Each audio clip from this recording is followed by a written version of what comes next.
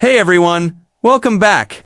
In this video, I'll show you how to fulfill part of an order manually in Shopify. This is super helpful if a customer orders multiple items, but some of them are out of stock or on pre-order. By fulfilling part of an order, you can ship what's available right now and send the rest later.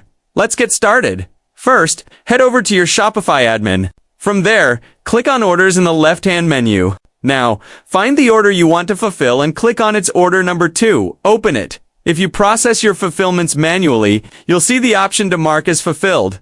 Click that to open the fulfillment page. Here's where you can adjust the number of items you're shipping. In the Items section, change the quantity for each line item to match the ones you're ready to ship. For example, if a customer ordered 3 items but only 2 are in stock, change the number to 2. Next, scroll down to the Tracking Information section. Enter the tracking number provided by your shipping carrier. Then select the correct carrier from the drop-down list.